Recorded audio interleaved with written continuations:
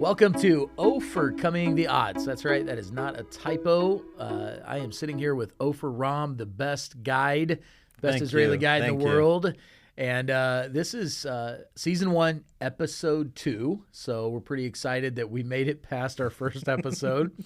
And if you tuned in last time, thanks. If you're watching, whether you're watching or listening, thank you. I'm Bobby Hawk. I'm the pastor of Epic Church, and I take trips, try to take groups over every year, and we request Opher because Opher is the best guide, not just because of what you learn at the sites, but it's what you get on the bus. Bus talks, as we like to say. So Opher and I were on a recent trip, and we just kind of talking about, man, everybody's always asking for this afterwards. Like, I'm not going to remember this stuff. I'd love to have this again. And so we just said, well, why not? Let's do a podcast. Exactly. So let's record it all. Let's record it all, and you have the opportunity to listen. Our sponsor, I do want to give a shout out to CHLS, or the Center for Holy Land Studies, which is thechls.org. Great organization. They take trips to the Holy Lands. That's who I take my trips through.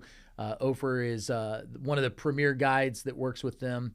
And you can request Opher. You can take a trip. Check it out. They have some trips where you can go. Maybe you're an individual, a couple you want to go, or maybe you're somebody who wants to take a group over.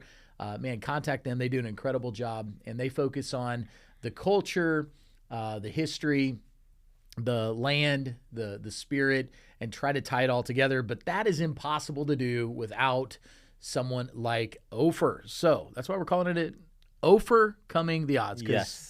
The story of Israel's history, always overcoming the odds. And we talked last time, and we're going to resume part 2 of an Opher view.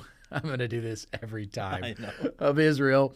But before we do, Opher, let's talk about, we touched on it at the end last time, had a few questions about this, but about just, if I go to Israel, is it a safe place to be? And so what would you, how would you answer that?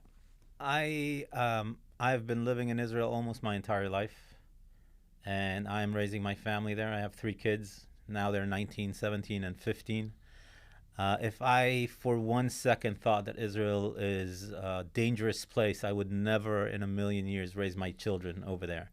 Israel is such a safe place on a day-to-day basis that we have no problem letting our 12, 13-year-olds take the public transportation, take a bus to the train station from where we live to one of the big cities, Tel Aviv or Jerusalem, from there another bus for an afternoon activity, and make all the way back with a couple of his friends maybe, but he'll make the way back on his own with his friends, and he'll be back around 10 p.m.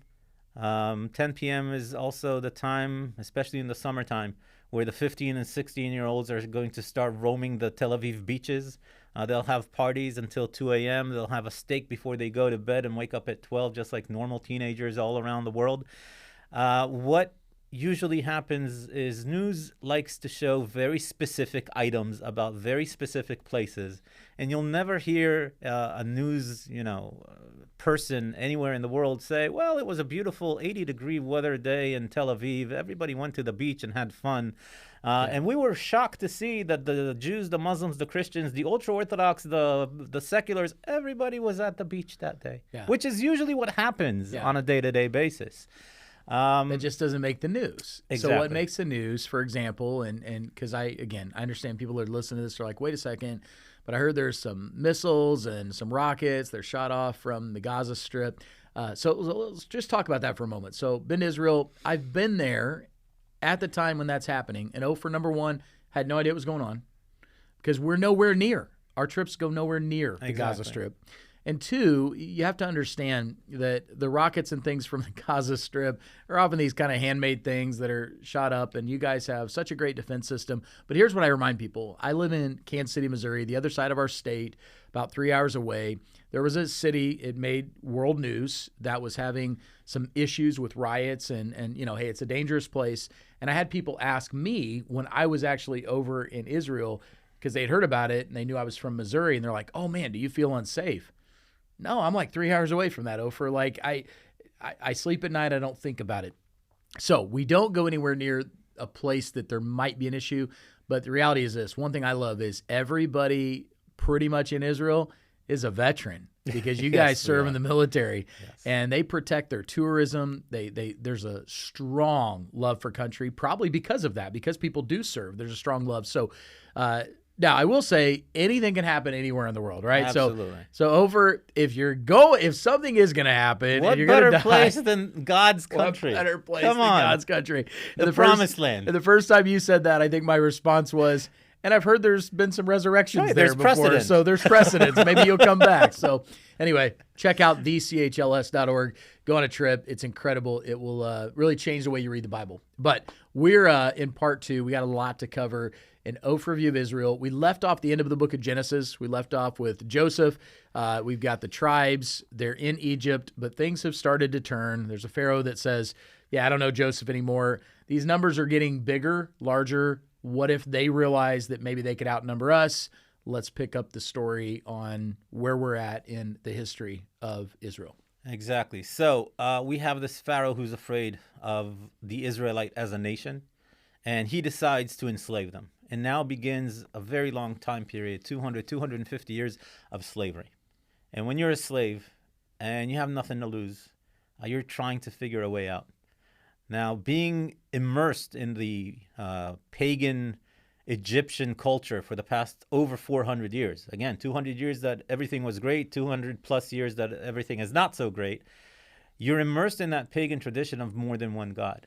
And the Bible tells us that when the Israelites are asking for help, they're not asking the Israelite God to help them. They're praying to all the gods they've ever heard of, whether it's the god of the sun Ra, or the god of the Nile that they know about, or any other of these gods. And this is something very interesting and important, because this is going to follow for the next few hundred years the story between God and the Israelites. There is a constant battle about the idea of a one God theory.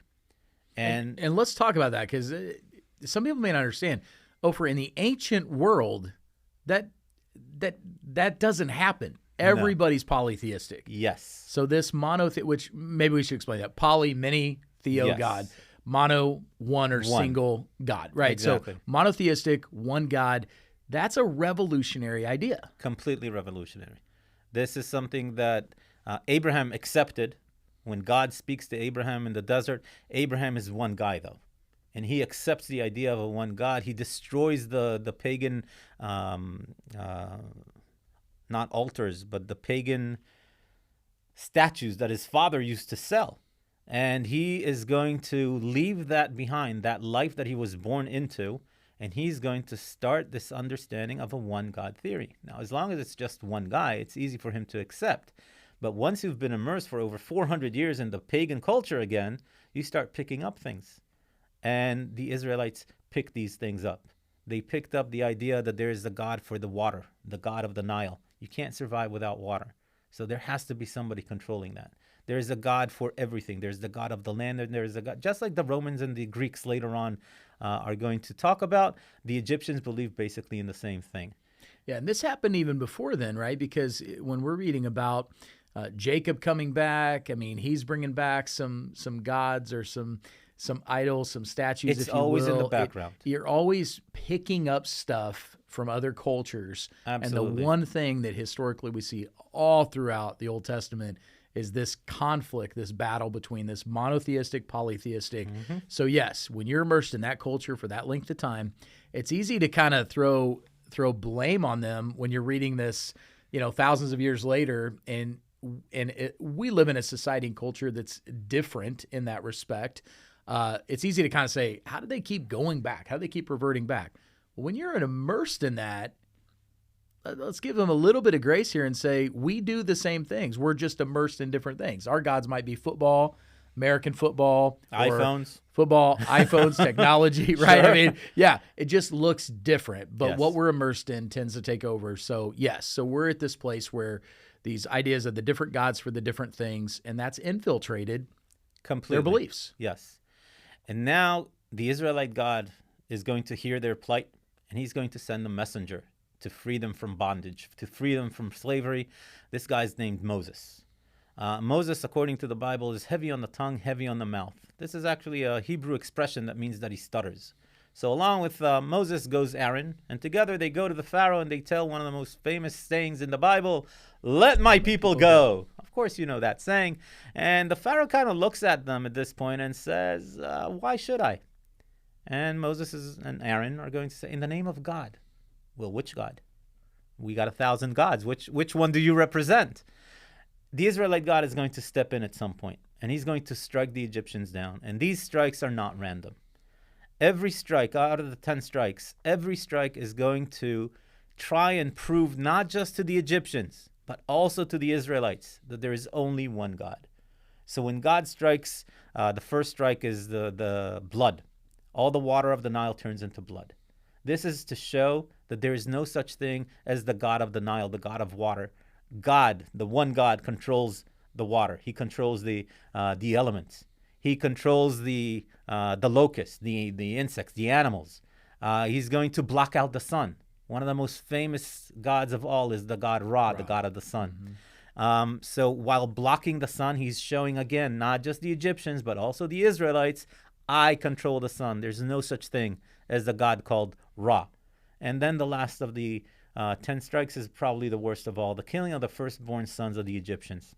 Now, in order for the Israelites not to suffer the same fate, Moses is going to instruct them to put the blood of a lamb on their door fronts. And that way, when God comes down to strike the Egyptian firstborn sons, he will pass over the door fronts of the Israelite people.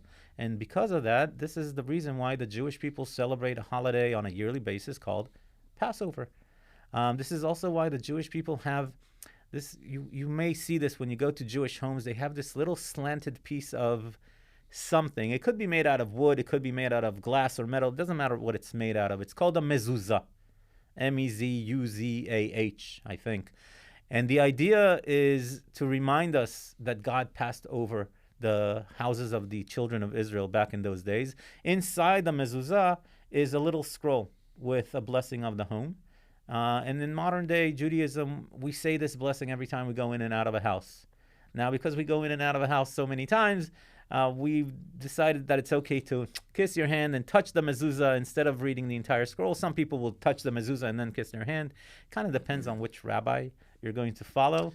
And we'll get into that in the future. Yeah, this is a fascinating subject. So yes. Let's pause here because I want to make sure our listeners haven't lost this. First of all, to those of you that are listening that would be of a Christian persuasion, the Passover is just as significant. It's just as important to us. It's not just this event that took place in history that people who are Jewish still celebrate or commemorate. Mm-hmm. This is significant to us because the God, we'll come back to that, maybe explain this whole idea of YHWH, but God passed over, and those who didn't have that blood of the lamb over their doorpost, whether not just Egyptian, I mean, it was the Hebrews as well. If they didn't do it, would lose that firstborn son. And then we fast forward and we realize that this is in a way foreshadowing of the Passover, and God's firstborn or only begotten son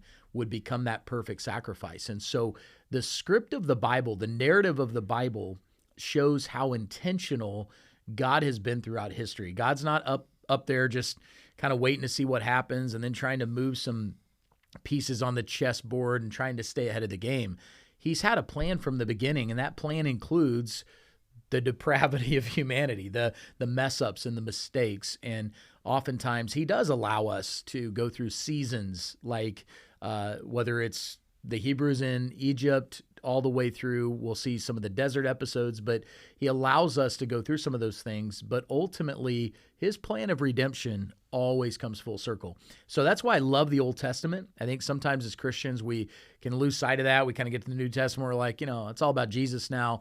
But all of this is a foreshadowing and a picture and something we can learn from, which maybe, Opher, let's take a couple moments. We talk about this one God or this Yahweh or YHWH. Let's talk a little bit about that. So ancient Hebrew has no vowels. Right. So YHWH would be the name of God. And my understanding is it's a name that was so sacred and holy that scribes might bathe several times before they would even try to write it because of the reverence of this. We're talking now about ritual purity. Yeah. Which later becomes a much more important issue. But definitely, ritual purity is something that is very important to the Jewish people, and you need to purify yourself. There are levels of purity as well. The basic one is to go into what we call a ritual bath. Basically, it's a hole in the ground that we dig and divert the right amount of rainwater. There's a specific amount of rainwater. Biblical measurements are a little bit different, but let's go with about 600 liters of unpumped water. And then all you needed to do was basically walk in naked, like the day you were born, immerse your entire body, including the tip of your hair, and then you came out. And when we're talking Christian baptism, this is the origins of it. John the Baptist, John was calling people to ritually immerse themselves in the waters of the Jordan River. And since the Jordan River is a natural source of water with over 600 liters of unpumped water, it's not just let's call it a kosher ritual bath. It's even a higher level than just the hole in the ground that we would ritually immerse ourselves on a daily basis, maybe. And that's where I'm glad you brought that up. Again, these are the tie-ins that we see, not just in the Old Testament. We get to the New Testament, mikvahs, right? These ritual bathing stations. But there was such a respect for God's name. And I mean, we see it in the Ten Commandments, but we see it. So when you hear the term, maybe this will just help. There's a lot of terms. So YHWH oftentimes then gets Yahweh. And really, when we put Adonai, which is Lord, and we put the vowels from that, we end up with Yahweh or anglicized Jehovah. So those of you that are Christians that have heard the name Jehovah, oftentimes Jehovah Jireh, God who provides. It all stems back to this YHWH, this name for God, this identity that was sacred and that was holy and was set apart. And when people would lose sight of that or start to bring in these other gods, God once again proved not only, like he said to the Egyptians, sometimes we get that, he's proven that he's the sun god. He's proving it to the Israelites. They've also lost sight of that. And so I think it's important to always remember that we can learn from the history of others when we look back and say, yeah, when I lose sight of that, what does that mean for me? So okay, let's pick it up. We've got these plagues, the ultimate plague, firstborn. Yes. That affects Pharaoh. Yes. Enough that he tells the people of Israel, just leave. I don't want any more of these strikes on my people. The people start leaving. Moses is going to lead them. And they're going to take a lot of stuff. They're taking as much as they can, but they also want to do it quickly. Right. So they're not even going to wait until the bread rises, where we get the idea of what we call today a matzah, kind of like a cracker. Yeah. Unleavened bread. Unleavened bread. Yes, they're going to just go. And it's a good thing they did, because Pharaoh is going to change his mind. And he's going to start chasing them. And then they're kind of stuck. You got the Pharaoh on one side, behind them, and in front of you have this sea. Yeah. And now what are we going to do? So the people are complaining to Moses. You got us out of Egypt. How are we going to pass the sea? And of course, God is going to provide, and God is going to split this sea. Now, unfortunately, over the years, this sea has been called... Don't do it, Opher. Don't ruin it for people. I got to do it. You got to do it. You got to ruin it for There's people. no such place as the Red Sea. No such place as the Red Sea. It does not exist. That word is a I don't even know if it's a bad translation or just a misprint. Yeah. The Hebrew word says Yam Suf, the sea of reeds. Reeds, right. Reeds. Reed, the not plant. red. Right. Yes. Reed. R-E-E-D. Now, I'm not sure if it's because somebody just dropped the letter E in translation. That makes the most sense to me. But at some point, somebody dropped that letter, and from reed it became known as red. So if we take a look at the English translation, even in the King James Version, about 1,000 years ago, we already see the Red Sea as a translation. The Hebrew Bible, and all the Hebrew Bibles, will always say Yam Suf, the sea of reeds. And that's the sea that God is going to split for the Israelites. And they're going to walk through it. So just so you know, stop saying Red Sea. That's right. No, we don't care if you say Red Sea or not. But it is interesting. It's I do care, actually. I'm going to correct you all the time. But on the map, map, I get it. It's going to say Red Sea, but it wasn't the Red Sea. There was nothing red about the sea. I've heard some people say, I wonder if they got it confused with the Nile because it turned to blood. I don't think so. I think they just dropped a vowel somewhere along the way. Exactly. So the Reed Sea. The Reed Sea. is what they're facing. They Yes. got the Egyptians behind them. Yes. A lot of our listeners know the story, but we still need to unpack it because it's part of the history. Yes. We are going to walk through the Red Sea. The Egyptian army thinks that they can do that as well. They start walking through, and as soon as the last of the Israelites is past it, the sea is going to swallow up the Egyptian army. And now the people of Israel are going to be in the desert. The Bible simply says 40 years. But the number 40 years is more of a metaphor to show a long time has passed. The idea here is to allow the elderly who remember slavery to die off, and then the new generation is the one who's going to walk in to the promised land. And it's not really wanderings in the desert. They're pretty much stationary for long times everywhere, and God will provide.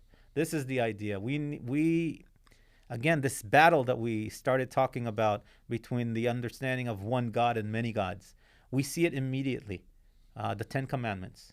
God says in the Ten Commandments, the first part of it, I am your God, you will have no others before me. It's not that God thinks that there are other gods, but he understands the people think that there are other gods. And that battle is going to continuously play in the background and not in the background the entire time until the end of the First Temple period, really. And God will provide. How does God provide? We have manna on a day-to-day basis, right? God is telling us, just for today, that's all you need to pick. I will provide you for tomorrow. You got to trust in God. This is what the most important part of God's plan is. He wants us to trust him. So he's going to give us manna, and if you take for more than one day, then it's going to go bad. Except for, of course, Shabbat, the seventh day. This is the one of the most important aspects of Judaism, the Shabbat. We'll talk more about this probably in a different podcast. Yeah. But the seventh day is already a day of rest. And it's mentioned not just in the story of creation, right? We have the seventh day of rest, but it's also mentioned twice later on in the Ten Commandments. The first time we see that it's God is telling us to keep the Shabbat, and the second time it tells us to remember the Shabbat. This is the only day mentioned both in the story of creation and the Ten Commandments, showing us how important this day really is.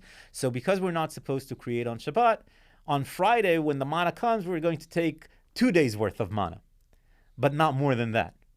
And then, of course, we're in the desert. The most important thing we need is water. Yeah. Can't survive without water in the desert. And we have these two wonderful stories. Once Moses is commanded to strike the rock, and once he's commanded to speak to the rock. Mm-hmm. And here, in the second story, where he's commanded to speak to the rock, he doesn't do it. He actually hits the rock. Now, this is something that some people think, well, instead of speaking, he just hit the rock. The water still came out. Yeah, So what's the big deal, right? Exactly. What's the big... It is a huge deal. The entire idea is to trust in God. Now, if you've been in the desert for the last 20, 30, 40 years of your life, you already start understanding where the water is hiding, where it's accumulating. And maybe there are specific rocks that it's hiding behind, and all you need to do is break that little barrier between you and the water will come out. This is what the Bedouins have been doing for thousands of years now as well in the deserts. And when Moses is hitting the rock, it's a sign, or I should say, he's taking away from God's glory. Right. Instead of the people seeing that God is providing, because if you speak to a rock and the water comes out, that's a miracle. Right?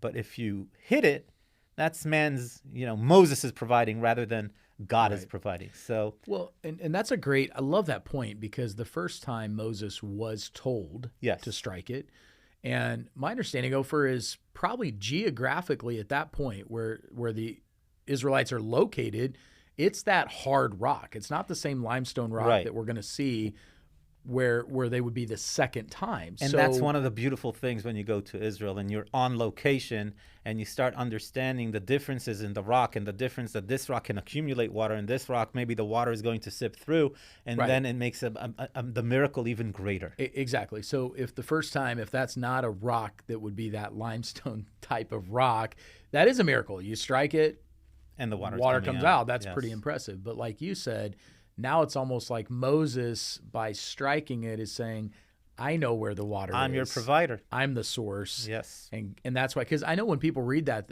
I've heard that before, man, like God pretty rough on Moses here. I mean, here's a guy who's murdered somebody before Yeah. and still been chosen, and he makes one little mistake and he strikes it. It wasn't that. It was taking God's glory from him in the situation. And it caused Moses to miss the promised land. So God takes that very the punishment. seriously. Yes. That's the punishment. And so as you mentioned, a generation. So whether it's 40 literal years, we're not saying it's not. We're not saying it can't be 40 years, but I think what Opher's trying to explain to us, numbers in the Bible have significance. Yes. And so whether it's 40 that represents kind of this generation, if you will, or this time period, other numbers, completion. Let's do even deeper here. Okay. So while it says in one place 40 years in the desert, there's another biblical verse that talks about 38 years that they went from one point in the desert to another point in the desert. And that is going to play out later on in Jesus' life in the New Testament, because then he's going to go to a place called the pools of Beit Chisda. And again, we're going to correct a little bit of the translations that have been going on with Greek and with English. It's not Bethesda, it's Beit Chisda, two Hebrew words, the house of grace. So names have meaning. Mm-hmm. And there in this place, in Beit Chisda, we have a man who has been lame for how many years?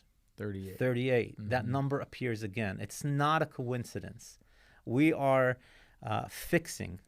Okay, we're taking the stories of the Jewish Testament, and where things are going wrong, and now Jesus is going to fix it. We're coming into an area, a new era now. Mm-hmm. So all of these things are going to be fixed, and we're supposed to be reminded with these numbers, with these specific events of the events that took place in the desert as well. Yeah. So we've got this period in the desert, yes, right? Lengthy period, and an entire generation, besides a couple of them, are going to die off, and really because of that lack of trust, this maybe the generational disconnect between the one God. I mean, there's all this stuff playing out, but Moses is not going to be allowed to lead them in because of this incident where he takes the glory of God for himself. He can only see it from a distance. Yeah. He's not coming into the promised land itself. And after the death of Moses, we have a new leader. And this actually begins the story of the book of Joshua. Yeah. So we've covered a lot. We've covered Exodus through Deuteronomy. Yes, we did. We certainly didn't cover all that. But from a time period, what we're noticing is last episode, Genesis all the way through Joseph, much longer time period. Yes. We really just covered 38, 40 years of history, but it's rich. And we're going to enter into the period of Joshua, and that'll lead us into the period of the Judges. And so part 3 yes, of the Overview of Israel will be next time. I want to give another shout out, Opher, to CHLS. And I know that you work with different groups and travel companies, but we've talked before. It seems like it's always been just a great experience when we've worked together. CHLS seems to work really well with you and the Guides in Israel and your group. And so anything specific just you want to give a shout out to Amy and her team? Absolutely. Amy, Trina, everybody at the office doing all the background work, all the logistics, making my life so much easier.